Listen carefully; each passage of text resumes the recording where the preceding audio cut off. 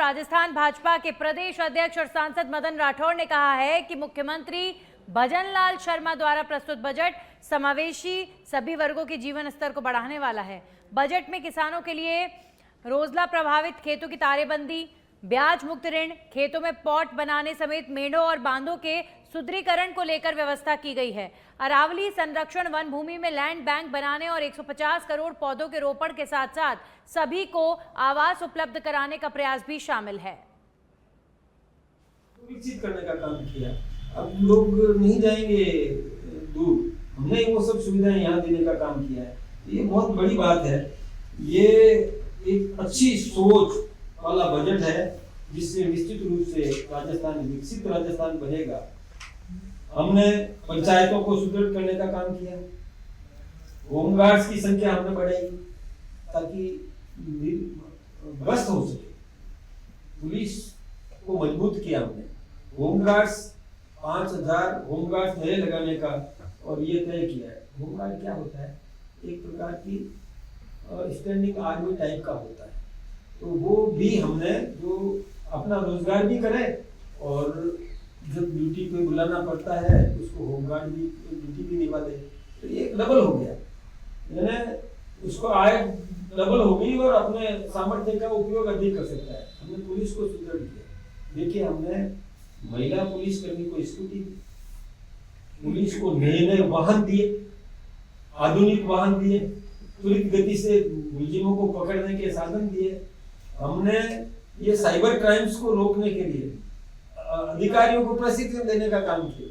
तो ये सारी जो सुविधाएं बना रहे हैं, ऐसे ही ये मतलब कर्मचारियों से जुड़ी हुई ऐसी, अब देखिए ड्रोन, आज देखिए जो फसल पर छिड़काव करते हैं उसके लिए ड्रोन दीदी जो तरीका एक अपनाया ड्रोन से, ताकि व्यवस्थित रूप से उसका वितरण हो जाए।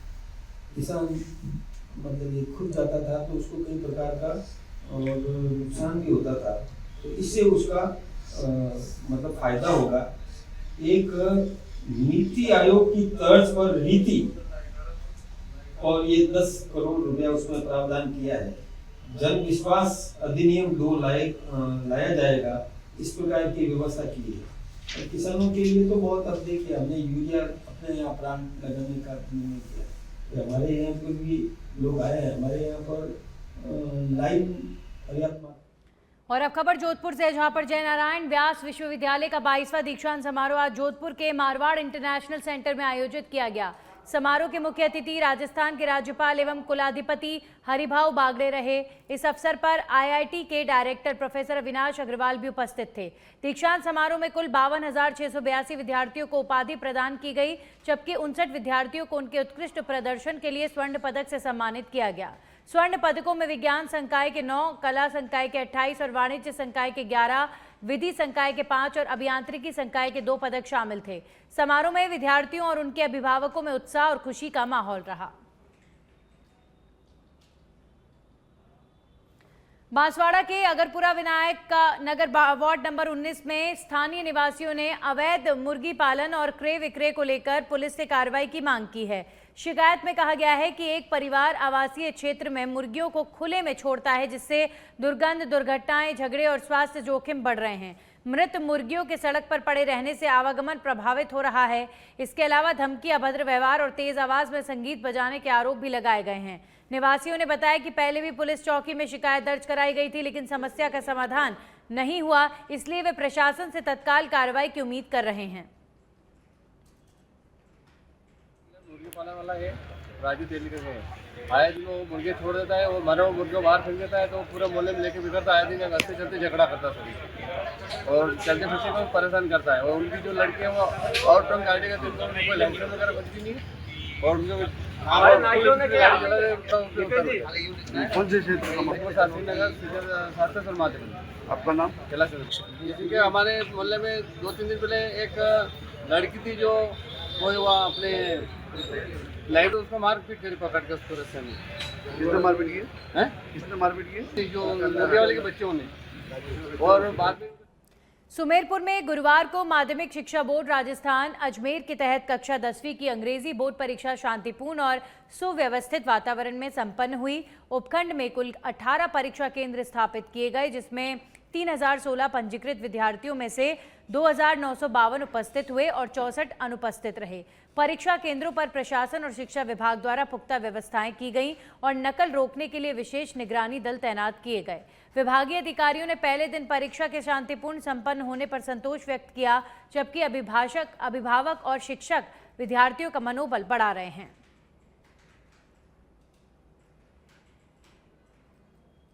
आज अपने माध्यमिक शिक्षा बोर्ड कक्षा 10वीं के अंग्रेजी पेपर आज प्रारंभ हुआ है, जिसमें अपने पूरे सुमेरपुर ब्लॉक के अंदर 18 परीक्षा केंद्र पर परीक्षा प्रारंभ हुई है, जिसमें कुल पंजीकृत बच्चे जो है 3016 है, जिसमें से आज उपस्थित हुए 2952 और 64 बच्चे जो है आज अनुपस्थित हैं। और पूरे जितने भी ब्लॉक के अंदर अभी तक जो परीक्षा बिल्कुल शांतिपूर्ण प्रारंभ हुई है, किसी प्रकार की कोई भी अभी कोई शिकायत या किसी प्रकार का कोई प्रकरण हमारे भिवाड़ी में पुलिस की मुस्तैदी और संवेदनशीलता ने एक परिवार को उजड़ने से बचा लिया। अरावली विहार सेक्टर 14 स्थित मकान नंबर 48 में रहने वाली 38 वर्षीय गुंजन पत्नी राजू ने शुक्रवार को आत्मघाती कदम उठाने का प्रयास किया, लेकिन समय रहते पहुंची भिवाड़ी पुलिस ने साहसिक कार्रवाई करते हुए उसकी जान बचा ली। जानकारी के अनुसार गुंजन अपने घर के कमरे में फांसी लगाने की तैयारी कर रही थी। इसी दौरान किसी सजग पड़ोसी ने संदिग्ध परिस्थिति को भांपते हुए पुलिस कंट्रोल रूम को सूचना दे दी। सूचना मिलते ही भिवाड़ी मोड़ चौकी पर तैनात एसएसआई प्रवीण कुमार ने बिना विलंब किए हेड कांस्टेबल विकास और आरएसी जवान मांगीलाल को मौके पर रवाना किया।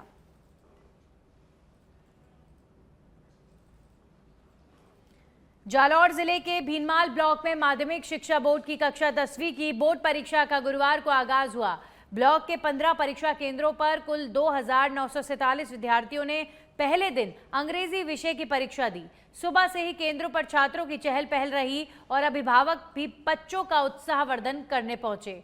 सीबीईओ गजेंद्र देवासी ने बताया कि प्रशासन की निगरानी में परीक्षा शांतिपूर्ण और सुव्यवस्थित ढंग से संपन्न हुई तथा सभी केंद्रों पर आवश्यक व्यवस्थाएं सुनिश्चित की गई थी। उन्होंने परीक्षार्थियों को आगामी परीक्षाओं के लिए शुभकामनाएं देते हुए आत्मविश्वास के साथ बेहतर प्रदर्शन करने का संदेश दिया। पाली नगर निगम कर्मचारियों ने वेतन भुगतान में हो रही देरी को लेकर नाराजगी जताते हुए मुख्यमंत्री के नाम ज्ञापन सौंपा। पाली जिला नगर पालिका कर्मचारी फेडरेशन के जिलाध्यक्ष मदनलाल तेजी के नेतृत्व में अतिरिक्त जिला कलेक्टर एवं प्रशासक को दिया गया ज्ञापन में बताया गया है कि जनवरी का वेतन अभी तक नहीं मिला, जिससे बैंक लोन, ब्याज, पेनल्टी और बच्चों के स्कूल की फीस में समस्याएं आ रही हैं। संघ ने मांग की है कि वेतन हर माह 1 से 2 तारीख तक नियमित भुगतान किया जाए, अन्यथा आंदोलन की चेतावनी दी गई है।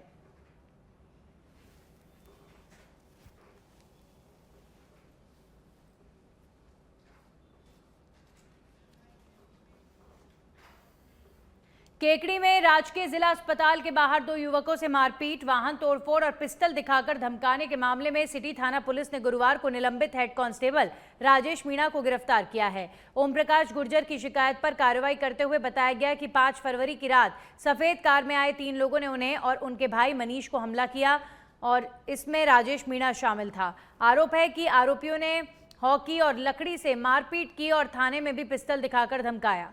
घटना के बाद एसपी वंदिता राणा ने राजेश मीणा को निलंबित किया था और वो तब से फरार चल रहा था। मामले की जांच जारी है और इस दौरान राजेश मीणा ने केकड़ी विधायक पर गंभीर आरोप लगाकर वीडियो भी वायरल किया था।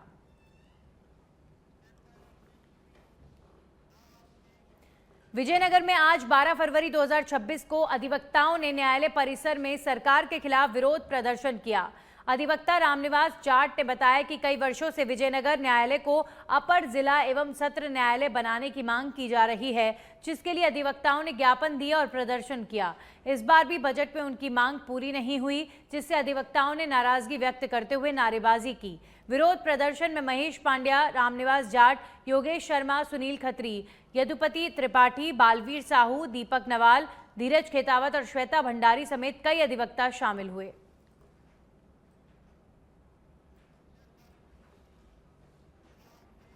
अंबिकापुर से खबर है, जहां पर सरगुजा में पति ने की पत्नी की हत्या। पारिवारिक विवाद बना हत्या की वजह।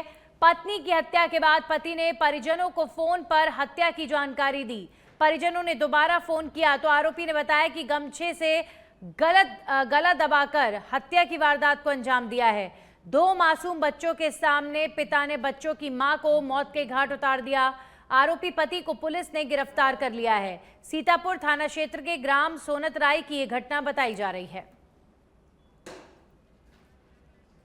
खबर जयपुर से है, जहां पर उत्तर पश्चिम रेलवे के जीएम अमिताभ ने जयपुर और गांधीनगर स्टेशन का निरीक्षण किया है। पुनर्विकास कार्यों की प्रगति और गुणवत्ता समेत यात्री सुविधाओं की समीक्षा की गई है।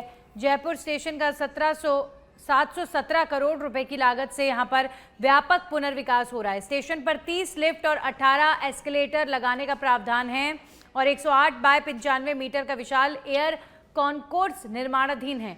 गांधीनगर जयपुर स्टेशन 211 करोड़ रुपए की लागत से अंतिम चरण में विकास की ओर अग्रसर नजर आ रहा है। गांधीनगर स्टेशन पर 8 लिफ्ट, 4 एस्केलेटर और 72 मीटर चौड़ा एयर कॉन्कोर्स तैयार किया जा रहा है।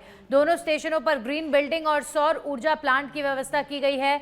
पुनर्विकास कार्य इस वर्ष पूर्ण करने के निर्देश हैं। यात्रियों को अत्याधुनिक, सुरक्षित और विश्व स्तरीय सुविधाएं देने पर जोर दिया जा रहा है। अब खबरों में आगे बढ़ेंगे और बात करेंगे कोटा से। खबर है, जहां पर कोटा शहर एसपी तेजस्विनी गौतम का बड़ा एक्शन। रानपुर थाना पुलिस की रीको रानपुर क्षेत्र में बड़ी कार्रवाई। हिस्ट्री शीटर बदमाश कालू भड़क को गिरफ्तार किया गया। टाटा सफारी से अवैध हथियारों का जखीरा बरामद किया गया। 2 देसी पिस्टल, मैगजीन समेत 4 अतिरिक्त मैगजीन बरामद की गई। 27 जिंदा कारतूस और 5 देसी कट्टे भी आरोपी के पास से मिले हैं। हथियारों की खरीद फरोख्त और अन्य आरोपियों की संलिप्तता पर जांच जारी है।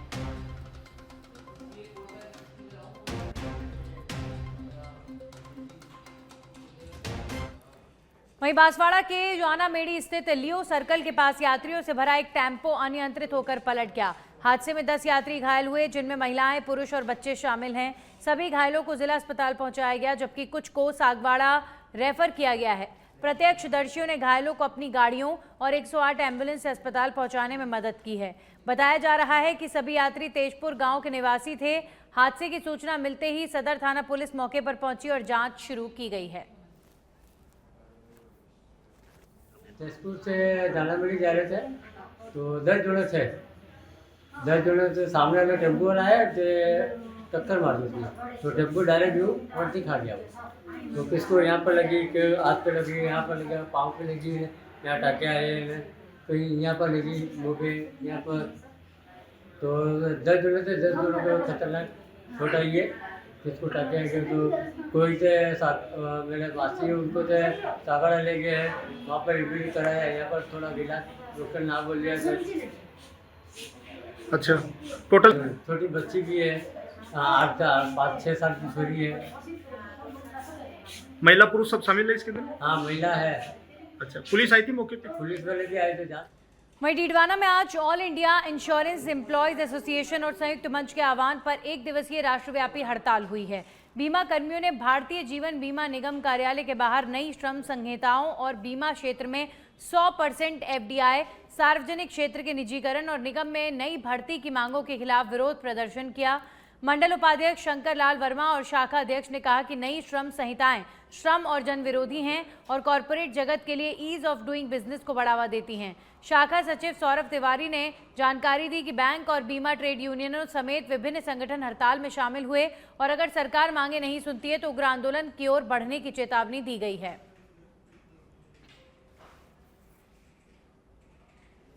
और अब खबर खैरतल तिजारा से, जहां पर मुंडावर के राजकीय महाविद्यालय को स्थायी भवन दिलाने की मांग अब जोर पकड़ती जा रही है। मजदूर विकास फाउंडेशन ने प्रशासन के माध्यम से मुख्यमंत्री और उच्च शिक्षा मंत्री को ज्ञापन सौंपकर जल्द निर्माण कार्य शुरू करने की मांग की है। संगठन का कहना है कि वर्ष 2018 में स्थापित कॉलेज आज भी जर्जर अस्थायी भवन में संचालित हो रहा है, जिससे विद्यार्थियों की सुरक्षा खतरे में है। चेतावनी दी गई कि यदि शीघ्र कार्रवाई नहीं हुई तो क्षेत्र में जन आंदोलन किया जाएगा।